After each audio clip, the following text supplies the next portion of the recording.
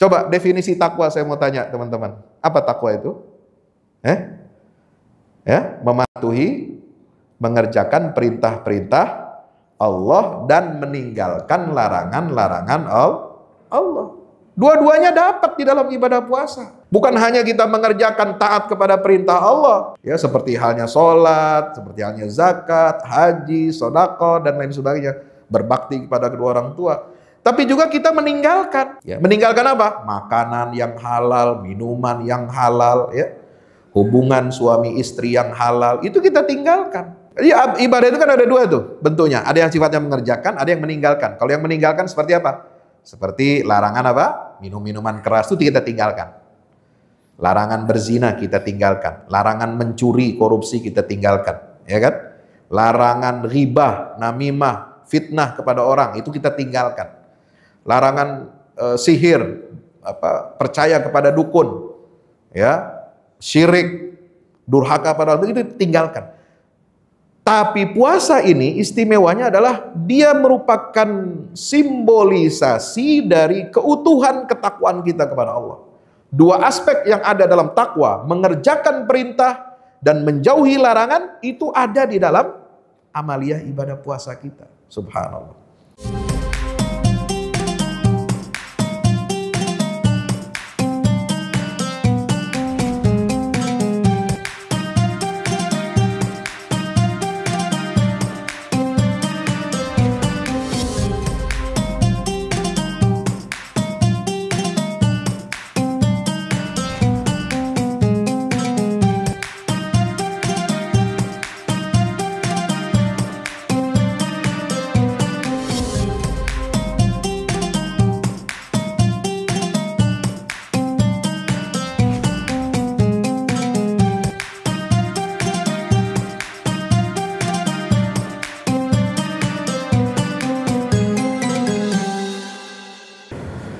Bismillahirrahmanirrahim.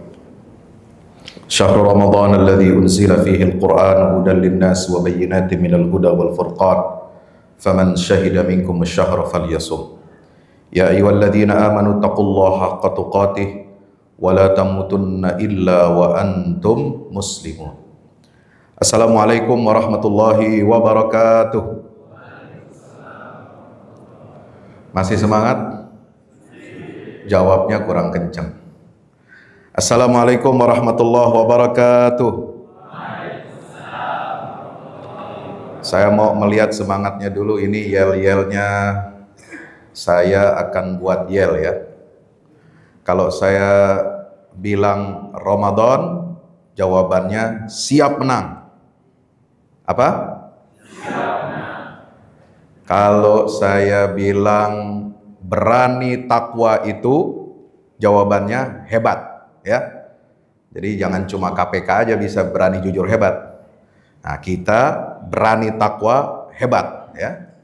Oke, ulangi. Kalau saya bilang Ramadan, siap menang. Kalau saya bilang berani takwa, jawabannya hebat, hebat, hebat 3 kali ya. Oke. Bismillahirrahmanirrahim. Ramadan siap menang. Ramadan siap menang. Ramadan berani takwa. Alhamdulillah. Bersyukur kehadirat Allah Subhanahu wa taala, siang hari ini kita diperjumpakan di majelis ilmu di taman surganya Allah Subhanahu wa taala, seraya kita memohon keridhaan Allah agar Allah senantiasa ridho kepada kita, agar senantiasa Allah mencintai kita, agar senantiasa Allah melimpahkan rahmat, taufik dan hidayahnya kepada kita. Ramadan ini bulan yang ditunggu-tunggu oleh kaum muslimin. Kenapa? Ada banyak umat yang beragama Islam ini kangen dengan Ramadan. Walaupun sebelumnya di bulan-bulan lain sebelum Ramadan itu kayaknya ya menganggap ibadah itu sebelah mata. Menganggap masjid itu jauh walaupun jarak dari rumahnya cukup dekat. Kalau lari, diajak lari maraton 5 kilo kuat. Tapi kalau diajak jalan ke masjid dari rumah cuma 100-200 meter, kagak kuat Pak. Tapi alhamdulillah Ramadan ini bikin kita semua kangen kepada masjid, betul? Alhamdulillah. lillah. Itu adalah perubahan. Ya. Jadi Ramadan ini tempat kita berlomba-lomba untuk meraih ridha Allah, memperbanyak ibadah. Dan coba lihat keutamaannya bulan suci Ramadan. Ada seorang sahabat, Bapak Ibu, Talhah bin Ubaidillah radhiyallahu anhu, salah seorang sahabat yang dijamin masuk surga oleh Rasulullah. Ya, ini orang nggak main-main. Ya, Talhah bin Ubaidillah, pengusaha besar, pengusaha kaya. Walaupun kekayaannya masih di bawahnya Utsman bin Affan gitu ya, di bawah Abdurrahman bin Auf gitu. Tapi beliau dikenal sebagai pengusaha, ya, pengusaha tajir.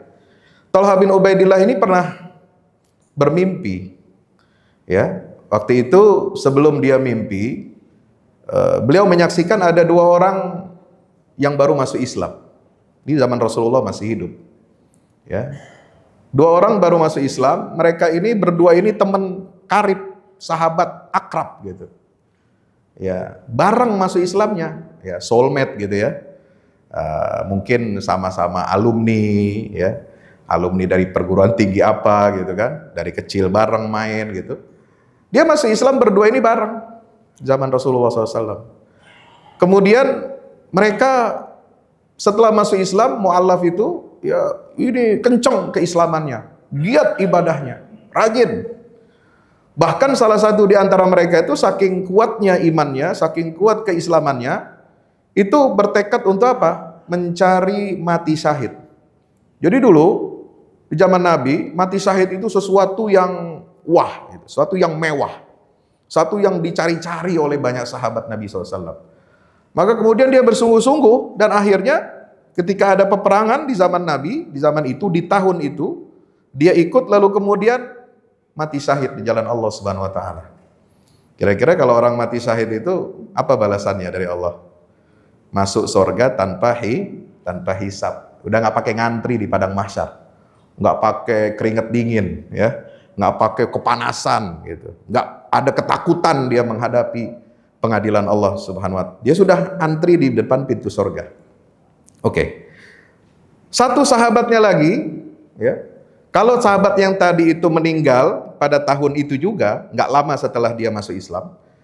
Nah, sahabatnya tadi, soulmate-nya tadi, yang baru masuk Islam juga bareng itu, kemudian dia juga meninggal, tapi di tahun berikutnya. Dan dia sudah mendapati Ramadan di tahun berikutnya itu. Masya Allah. Nah, Talha bin Ubaidillah mimpi. Saya mimpi, Pak. Dia cerita ini kepada sahabat-sahabat Nabi di masjid ya. Aku mimpi sedang berada di depan pintu surga. Oh, hebat ya.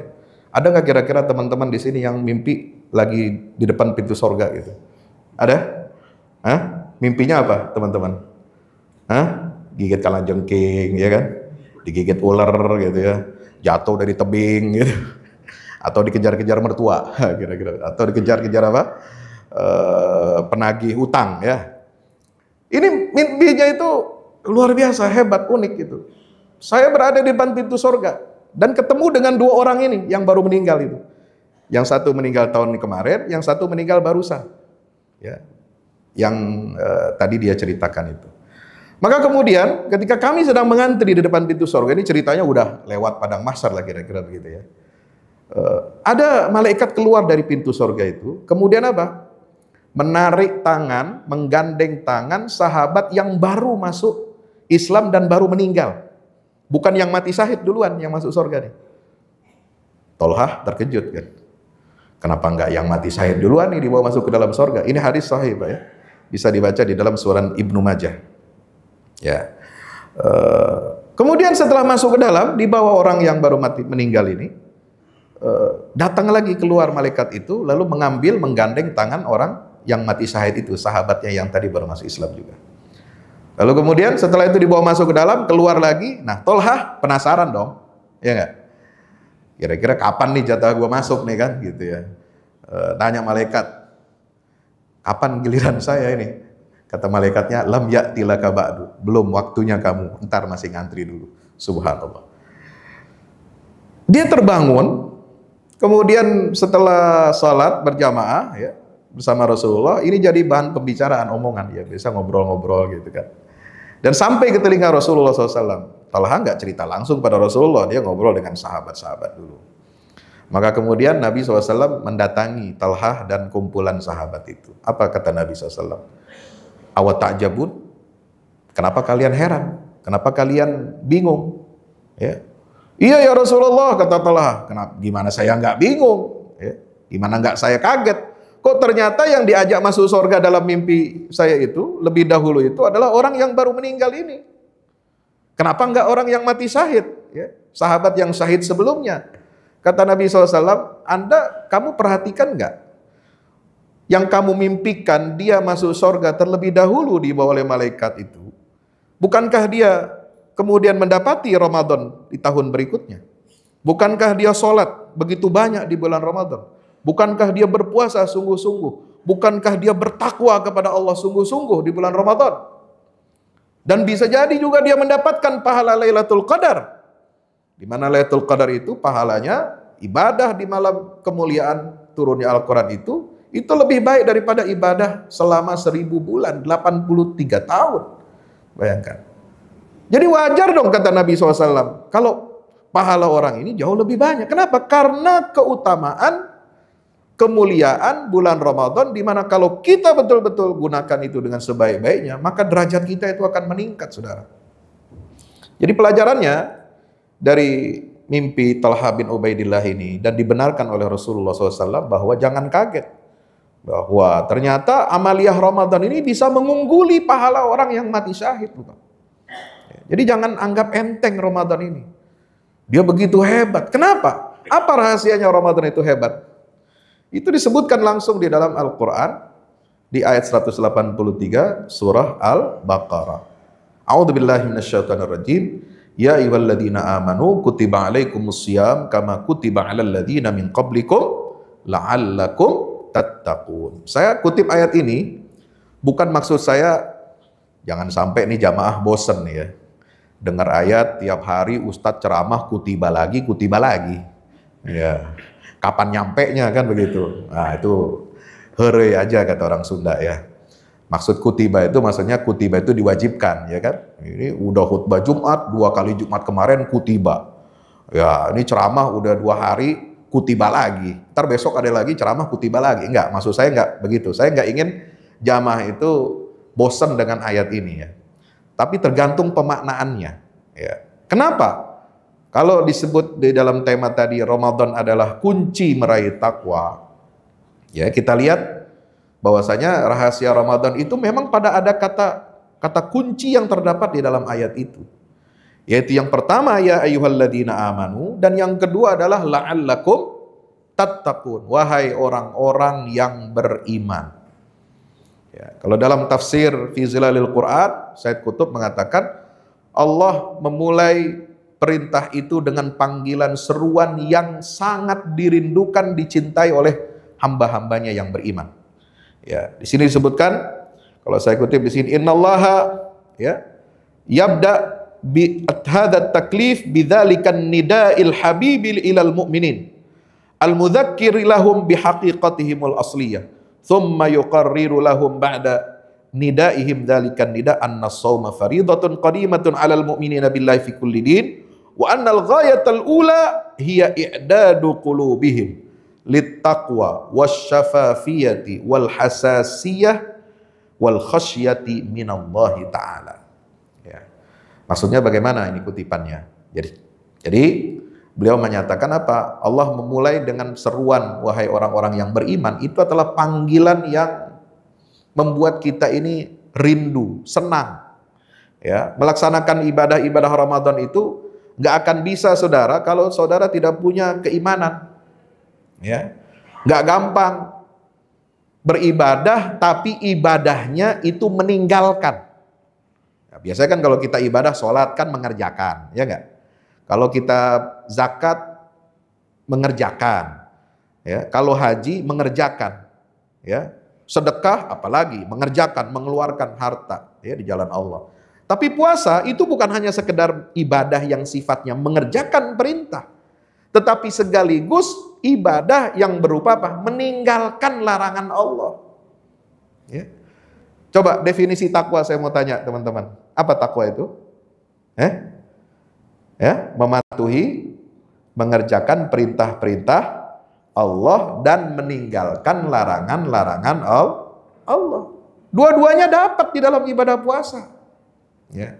Bukan hanya kita mengerjakan taat kepada perintah Allah, ya, seperti halnya sholat, seperti halnya zakat, haji, sedekah dan lain sebagainya, berbakti kepada kedua orang tua, tapi juga kita meninggalkan, ya, meninggalkan apa? Makanan yang halal, minuman yang halal, ya, hubungan suami istri yang halal, itu kita tinggalkan.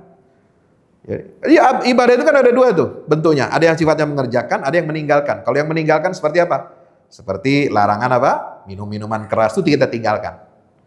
Larangan berzina kita tinggalkan. Larangan mencuri, korupsi kita tinggalkan. Ya kan? Larangan ghibah, namimah, fitnah kepada orang itu kita tinggalkan. Larangan sihir, percaya kepada dukun, ya, syirik, durhaka pada orang itu tinggalkan. Tapi puasa ini istimewanya adalah dia merupakan simbolisasi dari keutuhan ketakwaan kita kepada Allah. Dua aspek yang ada dalam takwa, mengerjakan perintah dan menjauhi larangan, itu ada di dalam amaliyah ibadah puasa kita. Subhanallah. Maka itu kata beliau apa? I'dad al-ghayatul ula, tujuan utama dari ibadah puasa ini adalah i'dadu qulubihim, mempersiapkan hati-hati orang yang beriman itu littaqwa, agar mereka bertakwa. Kenapa? Takwa itu perlu persiapan, karena takwa itu bukan cetakan yang langsung jadi, ya. Takwa itu bukan warisan, ya. Kalau kita Islam mungkin bisa warisan, ya. Islam KTP kan warisan dari orang tua. Orang tua kita Islam, dididik secara Islam kan, kenal sholat, kenal syahadat, kenal ini dan sebagainya. Tapi untuk bertakwa nggak otomatis diwariskan itu takwa. Ya, takwa itu perlu apa? Latihan-latihan, i'dad, persiapan-persiapan. Makanya dipersiapkan, dilatih ketakwaan itu selama kita bulan puasa ini, bulan suci Ramadan ini, saudara. Ya, makanya kalau di bulan Ramadan kan, kalau kita belajar konsep tentang tasawuf, ya, tentang ihsan, itu kayaknya kan puyeng gitu, ya, mengaitkan satu dengan yang lain. Tapi dengan ibadah Ramadan ini Allah, ya, secara praktis, secara simpel, ya, mendidik kita untuk bertakwa itu secara kolektif, secara berjamaah. Ya, kalau kita sholat kan masing-masing, ya, menghadap Allah. Ya, ibadahnya ibadah individual, walaupun ada sholat berjamaah. Tapi kan kita melaksanakan sholat atau enggak, itu kan orang nggak tahu. Ya, orang menilai kita dari lahiriah. Demikian pula zakat, kalau ada harta, haji, kalau kita punya kemampuannya. Tapi puasa ini dilakukan secara kolektif, secara global. Dimulai pada tanggal yang sama, ya, tanggal berapa ya? 1 Ramadan, ya, ente jangan mulainya tanggal 11, ada 2 hari Pak Ustadz mulainya, itu soal metode, ya. Tapi semua patokannya satu nih, kita mulainya 1 Ramadan. Soal menentukan 1 Ramadan kapan, itu ilmu lah, itu ikhtilaf di kalangan ulama. Ya, ikhtilaf itu masyru', boleh, ya, tergantung ijtihadnya masing-masing gitu. Sama-sama benar, kecuali perbedaannya, ya, jarak mulai puasanya 1 ini bedanya 3 hari. 3 hari sebelumnya udah ada yang puasa, nah itu ngaco namanya, ya. Atau mulai puasanya 2 hari setelah orang lain puasa, nah itu kacau itu. Itu metode riset dari mana? Itu nggak ada begitu, ya. Kalau cuma berbeda sehari wajar, ya, karena perbedaan hitungan astronomi, ya. Itu kita semua mulainya serentak, diakhirinya juga serentak, ya. Ibadahnya juga kurikulumnya sama, serentak, ya. Pengawasnya langsung adalah Allah Subhanahu wa taala, ya. Mencontohnya kepada Nabi SAW, dan ibadah yang bersifat kolosal ini dilakukan di semua negeri-negeri di mana di situ ada umat Islam. Makanya doa ketika kita pertama masuk bulan Ramadan itu apa?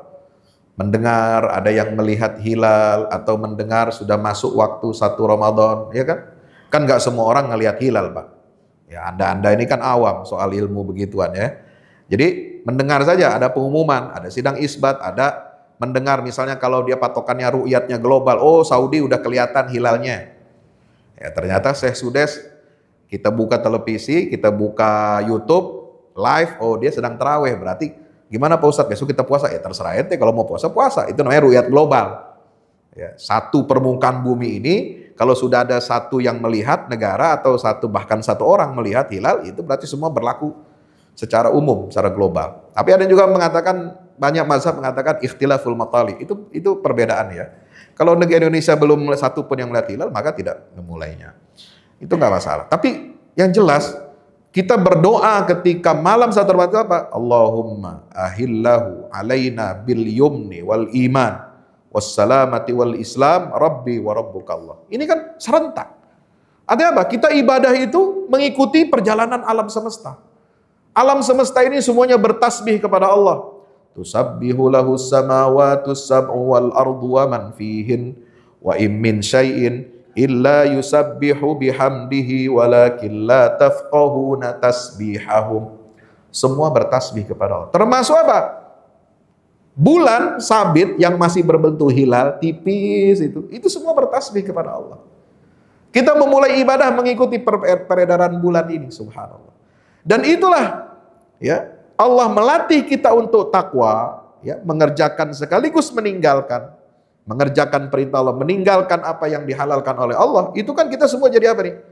Tanpa sadar kita ini sebulan puasa ini, alhamdulillah kita jadi sufi semuanya, Pak. Ya, bukan suka film ya. Sufi itu apa? Ihsan. Kita jadi orang yang wara. Ya, wara itu meninggalkan perkara yang halal, yang mubah. Ya, untuk apa? Mencari ridha Allah. Biasanya kita meninggalkan yang haram. Meninggalkan yang haram itu biasa, Pak. Ya, itu level yang harus dimiliki oleh setiap muslim, meninggalkan yang haram. Tapi meninggalkan yang halal, yang boleh, ini derajatnya lebih tinggi. Kenapa? Karena dia bisa apa? Mengorbankan kesenangan-kesenangan dirinya. Itu kata Buya Hamka dalam tafsir Al-Azhar. Ada pengorbanan kesenangan diri dan kebiasaan setiap hari. Biasanya pagi-pagi kita udah ngopi, ngeteh di rumah, sampai di kantor ngeteh, ada cemilan, ya kan? Ada snack gitu. Nggak ada pagi-pagi. Itu mengorbankan kesenangan diri kita.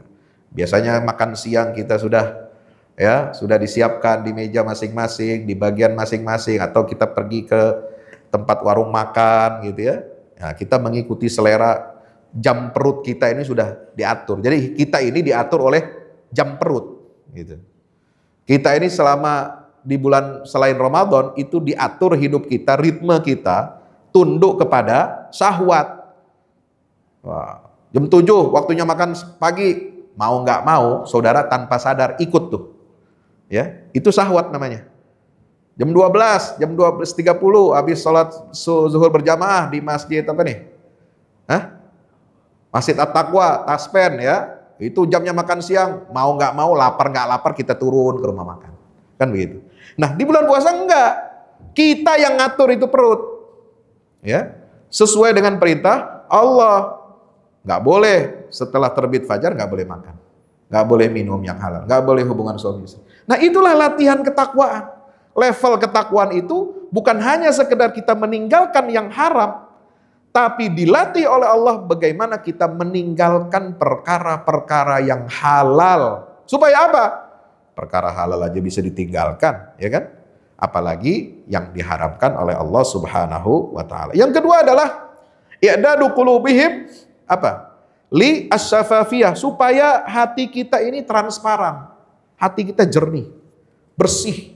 Ya, ibarat cermin, hati itu kata Imam Al-Ghazali itu jangan sampai berdebu, jangan sampai banyak noda, jangan sampai berkarat. Kalau hati kita berkarat, banyak debunya, numpuk dengan dosa-dosa itu, maka kita akan terhalang dari cahaya hidayah, cahaya petunjuk dari Allah Subhanahu wa taala. Ya, sebab apa? Hidayah itu kan syaratnya ada dua. Hati kita ini bersih, terbuka.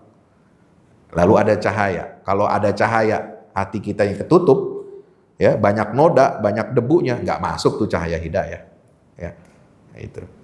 Ada hati kita terbuka, bersih, tapi nggak ada cahaya petunjuknya yaitu Al-Quran, nggak bisa juga kita jadi orang yang baik. Jadi dua-duanya harus terpenuhi. Maka itulah di bulan puasa ini kita dilatih oleh Allah untuk apa? Membersihkan hati kita. Menyucikan jiwa kita supaya apa? Jernih. Cerminnya dibersihkan, kacanya bersih, enak gitu. Sehingga kita bisa apa? Memandang ya cahaya Allah Subhanahu wa taala dan menerima dengan sebaik-baiknya. Wal hasasiyah, ada sensitivitas. Ya. Ketakwaan itu pasti harus diiringi apa? Sensitivitas. Sensitivitas apa? Sensitivitas untuk apa? Patuh kepada perintah Allah. Ya. Kalau ada saudara-saudara kita dizalimi, disakiti, kita langsung bereaksi, memberikan bantuan, memberikan pertolongan, itu hasasiyah namanya. Ada rasa tanggung jawab sosial umat, ada yang kelaparan tetangga kita, ada yang busung lapar, ada yang kekurangan ini, kekurangan gizi, kita langsung tanggap, ada respon cepatnya. Itu hasasiyah. Orang bertakwa itu harus punya sensitivitas, ya. Punya kepedulian sosial. Makanya di sini insya Allah nanti sebentar lagi ya kita bawa ini Qori dari Palestina, dari Gaza akan menceritakan kabar dari Gaza itu. Dan yang terakhir adalah yaitu hal khasyah. Harus ada rasa takut kepada Allah. Ini ada 4 unsur. Kalau kita ingin meraih ketakwaan di bulan suci Ramadan, 1, latih hati kita untuk bertakwa, meninggalkan apa yang dihalalkan oleh Allah. Yang kedua, latih hati kita untuk terus-menerus dibersihkan, disucikan. Yang ketiga, harus punya sensitivitas. Ya, dengar panggilan azan ada sens. Ya, jangan sensi kalau ada apa? Kalau perempuan datang bulan sensi tuh. Ya. Kalau dompet udah bokeh akhir bulan, nah baru sensi ya. Itu bukan begitu sensitivitasnya orang beriman. Sensitivitas orang beriman itu apa? Peduli kepada orang lain, perhatian kepada orang lain. Ahibba li akhik ma tuhibbu li nafsik. Cintai saudara kamu, tolong saudara kamu sebagaimana kamu ingin dicintai dan ditolong oleh saudara kamu. Seperti kita menolong, mencintai diri kita sendiri. Itu prinsipnya dalam Islamnya. Dan yang terakhir adalah khasyah minallah, rasa takut kepada Allah. Ini harus tumbuh terus-menerus. Dan Ramadan itu adalah sarana, alat yang tepat untuk kita menumbuh kembangkan keempat hal ini. Mudah-mudahan bermanfaat. Kita menjadi hamba-hamba yang bertakwa kepada Allah Subhanahu wa ta'ala.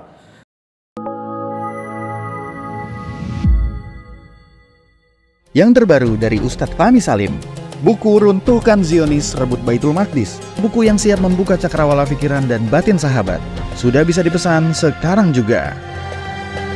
Hasil yang dicapai para mujahidin dalam pertempuran Badai Al-Aqsa 7 Oktober 2023 memiliki arti penting ataupun nilai strategis, bukan hanya dalam pembuktian bahwa kekuatan Israel bisa dikalahkan bahkan oleh pihak yang memiliki persenjataan jauh di bawahnya, melainkan juga dalam menyadarkan dunia Islam, terutama para pemimpinnya yang memilih menjadi penonton ketimbang membantu sesama saudaranya.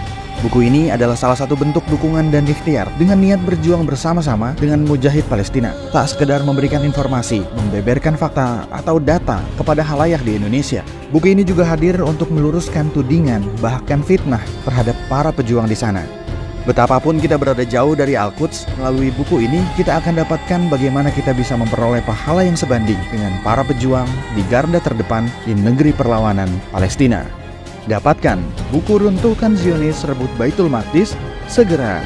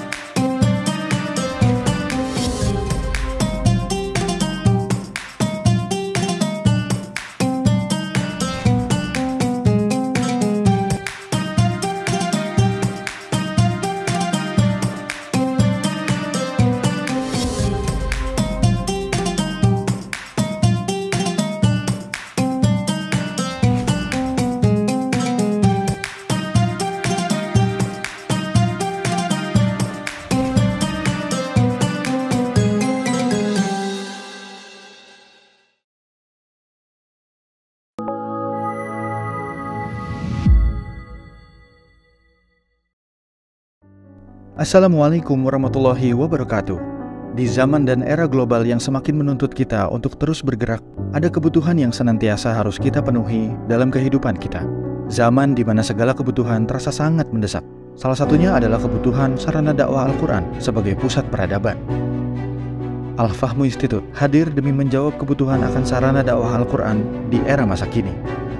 Kami melihat latar belakang yang ada untuk menjawab tuntutan seperti kebutuhan sarana dakwah Al-Quran yang meningkat di ibu kota, kebutuhan akan pusat pembibitan hafiz Al-Quran, kebutuhan pusat pengkajian Al-Quran, kebutuhan akan pusat dakwah kreatif berbasis Al-Quran, kebutuhan sarana media perekat umat Islam, ibu kota dan Indonesia, juga kebutuhan akan adanya sarana pusat kaderisasi guru tahfiz dan mufasir di ibu kota. Yayasan Al-Fahmu International Indonesia sedang membangun gedung pusat dakwah Quran yang berlokasi di Jalan Pengukiran 3, Pekojan, Tambora, Jakarta Barat. Gedung pusat dakwah Quran ini insya Allah akan menjawab tantangan dan kebutuhan akan sarana dakwah Al-Quran yang ada, seperti yang digagas oleh Direktur Al-Fahmu Institute, Kiai Haji Fahmi Salim MA, yaitu tugas peradaban kita semua adalah untuk berperan dalam menerjemahkan cetak biru peradaban, yaitu Al-Quran, dalam dunia nyata. Kami mengajak jamaah semua untuk ikut dalam perdagangan yang tidak merugi ini, sebagaimana yang disampaikan dalam Al-Quran Surat Fatir ayat 29-30, yang artinya, sesungguhnya orang-orang yang selalu membaca kitab Allah dan mendirikan sholat, dan menafkahkan sebahagian dari rezeki yang kami anugerahkan kepada mereka, dengan diam-diam atau terang-terangan, mereka itu mengharapkan perniagaan yang tidak akan merugi, agar Allah menyempurnakan kepada mereka pahala mereka dan menambah kepada mereka dari karunia-Nya. Sesungguhnya Allah Maha Pengampun lagi Maha Mensyukuri.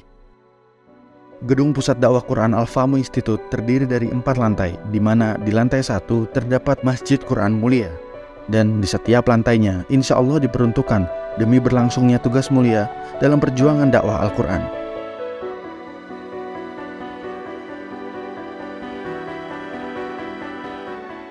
Berikut adalah rencana anggaran biaya yang dibutuhkan dalam pembangunan Gedung Pusat Dakwah Quran.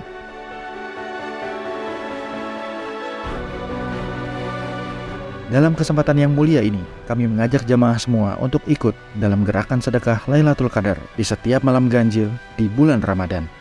Salurkan melalui nomor rekening berikut ini.